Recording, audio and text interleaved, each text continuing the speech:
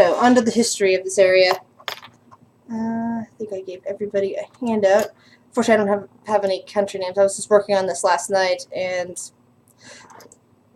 the handout okay for everybody, or would you rather I try to put this out on the blank map right now? This is just the country. I was working on it last night on my RPG Maker, since I thought that after trying to do it, freehand, this would make it, look a lot nicer. So at least I think it's fine. Yeah. Yeah, that's fine. Right? Maximize it or zoom in. All right. So the really big place right there in the middle is the capital city. I wrote it down years ago, and I still have a hard time pronouncing it. Mail. You can type it. Hold on, I think that's the correct spelling. It doesn't really matter. The capital. I'm just going to call it capital city. It's just easiest. So, approximately 2,000 years ago, Mail was nothing more than a tiny little fishing village / farming village in the middle of this protected land. On the one side of this long river, over towards those mountains that flank the edge of the ocean, a lot of that is prairie land filled with aggressive Knoll tribes. They, however, do not believe in crossing the river for anything, so pretty much this entire area in between those two bits of the river has been pretty much protected for them for a long time. So, 2,000 years ago, vampires started moving in on this area. At the time, the vampires were pretty much just the way any vampires were. The typical undead, scary things like, creating spawn and creating servants and, bewitching people. But somewhere around then, something happened to them, and at some point, a human, so to speak, was born with essentially all the traits of a vampire, except that they were fully alive still, not an undead status. And thus the first of the so-called living vampires was founded. The most likely explanation for it was, if you ever see in the movie Blade, I'm not sure if the comic had the same outcome or not. Anybody familiar with it? Yeah, I know Blade. Yeah, probably somewhere like that, except instead of creating a half-breed vampire, created a full living vampire. Who wasn't as bad off on the sun, wasn't undead, therefore had a soul and everything like that, because, some people believe that vampires don't have a soul. And as a result, was capable of changing and modifying their behavior, which is probably one of the biggest hallmarks of having a soul, the capacity for change. As a result, they were capable of, changing everything around them.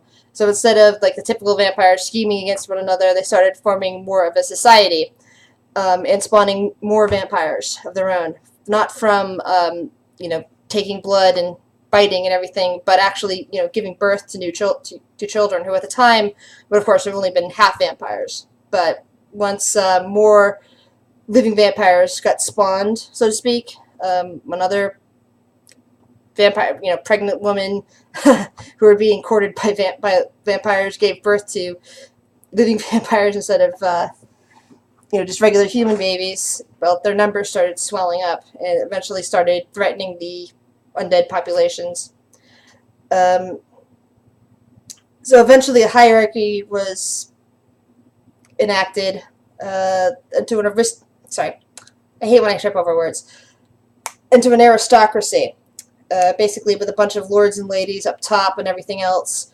All the original aristocracy was all vampires, living and undead ones, who came together and formed a government when what was once a small little village and now expanded into a town and was getting into city quality. Around this time, maybe a couple hundred years after that, which would be about 1,700 years prior to now. I'm not sure. No, sorry, 1,500 years prior to now. A war began to the south of what you see here in this map. A war with a bunch of drow against the country that was bordered by that river slut that you see. There was this country called Zaladin down there, and the Drow kept trying to invade them. They would fight back, and somewhere along the lines, they began to hate necromancy and necromancers of all kinds. So basically, necromancers who weren't allied with the Drow started fleeing from that country, who was killing them outright, and basically executing anybody who practiced any form of necromancy, no matter what type of alignment they were. And they started fleeing upriver and ended up in what later became the capital of Emlaren, and were given shelter and all that, and expanded the magical practices there, and also helped stabilize some of the vampires that were otherwise would have had problems with the locals, because the rule of law had become the major driving factor in Emlaren. Instead of being like chaotic vampires who say, oh yeah, we're above the law, blah, blah, blah. Pretty much the ones that tried to remain like that got, staked, put out in the sun, destroyed, whatever verb you want to use. They basically got wiped out, so that only lawful, or those willing to at least act lawfully, remained. Let's see. Then we go back to about 1,000 years ago, where the country had expanded to pretty much everywhere around the above part of the river slots, and had expanded all the way up to the really north, where there's a port city there, and got them to join up, and only extended as far as the other mountains on the western side. Around that time, they started getting refugees from the west after a war in another distant land that didn't want to stick around. Mostly humans and some gnomes and dwarves who were basically fighting off foreign invaders. Eventually, also 1,000 years ago, the Drow had basically retreated, but apparently the heir to the throne of Zaladin was killed in the resulting mess. And about a year after that, the entire country collapsed down there when the capital basically was destroyed by what they thought was a natural disaster, although some people think that it was some sort of Drow revenge for the end of the war, basically sinking the entire capital. As a result, the vampires, who now had a better army, were the people of Emlaren, who were now more than just vampires. They were gathered many other races around them, and others that were in the lower council positions inside the aristocracy, like lesser lords and ladies. Though they wouldn't be called lesser lords and ladies, they used to be called lords and ladies, but they would be like on the lesser rungs of the aristocracy council. They sent forces down towards what was used to be Zaladin and started adopting the lords and ladies who survived the mess of the capital being destroyed, and basically extending the reach of Emlaren all through this entire region. Pretty much the only parts of this map that aren't part of Emlaren are little bits and pieces around the mountains, and there's that huge forest near the mountains as well. That one's actually controlled by the elves. God, I'm spacing on the name of their capital right now, unfortunately. Hold on. I thought I had the information packet right in front of me, and it turns out that I do not. Give me 1 second, please.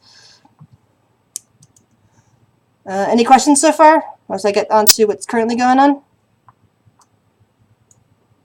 None yet. All right. Yeah, hold on. Like I said, I sort of sworn I had that name right in front of me, and now it turns out, no, I do not have that name right in front of me. Always happens. Yeah, of course, this capital used to be called Emlaren. Yeah. It's the Eldar Forest. It's actually controlled by an elven city-state that's basically been there for the last 3,000 years. They are sort of half inside the borders of Emlaren, but they are kind of a separate.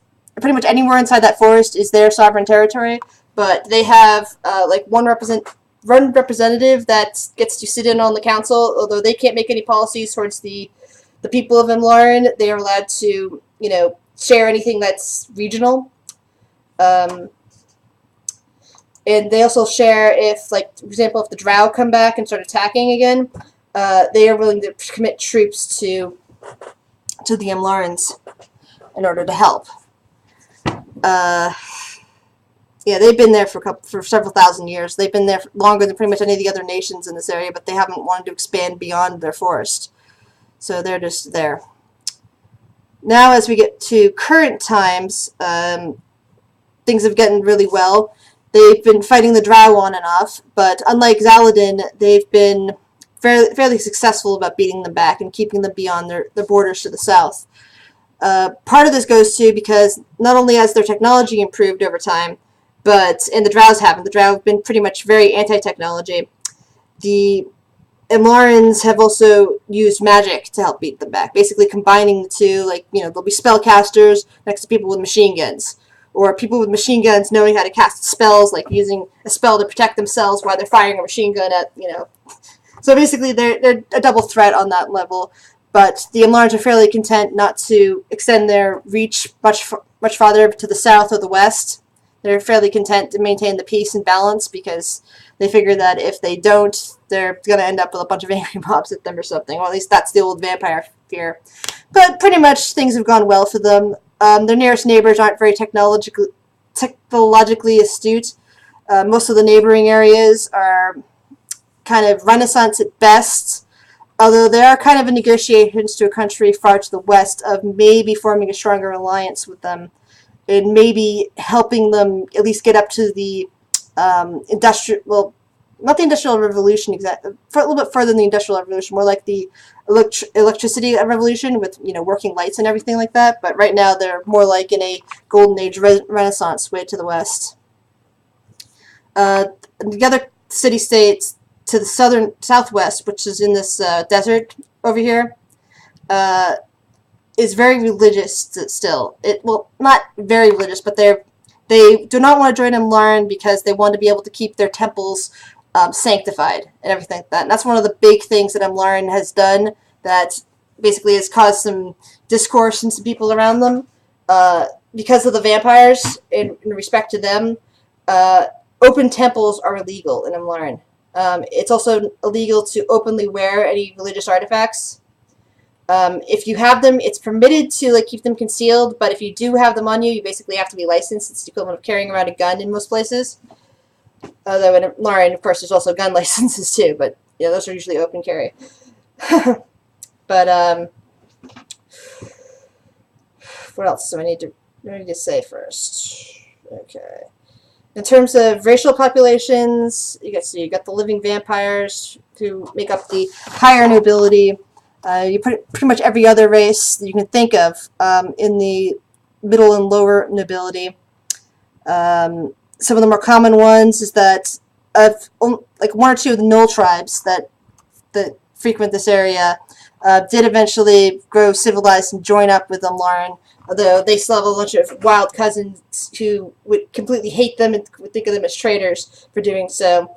You have various kobold groups, in terms of unusual races here, both from the north and to the south that came in. The ones from the north are actually proficient at things like masonry.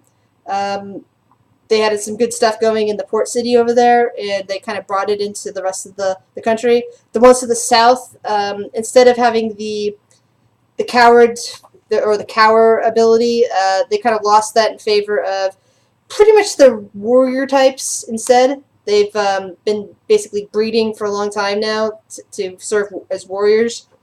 Because formerly there was, although it was run by humans, Zaladin used to employ several large dragons that then in turn employed kobolds. Although these were good dragons, they still managed to convince the kobolds to follow them around. Because that sometimes happens with kobolds, even if kobolds are looking more towards neutral and evil dragons. Sometimes kobolds can be used by good dragons, too. They're just kind of like dragons. You also find minotaurs in this area. Most of the minotaurs have either family or ancestors to various places in the west, both from the desert region and from the region to the northwest, which isn't seen on this map. I can't think of any other interesting rare race off the top of my head, unfortunately. But if you have any other race you would like to be, just let me know. The main character specs. Let's see. I'm now going to copy all of this, edit, duplicate, and duplicate. Yeah, everybody's going to get a copy of what I call the base investigator.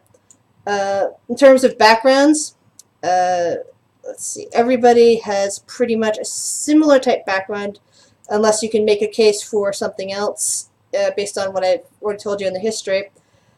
You're probably either the second or third, or not the first child of a noble, basically meaning that you wouldn't be inheriting a house or a title, or a place on the council, but you're expected to do something interesting, so you've been sent to the academy as a result. You're possibly the child of a servant of a noble who has basically watched you since you were a child and decided that you have good skill, and as a result sent you to the academy. The other major one would be you're a bastard child of a noble.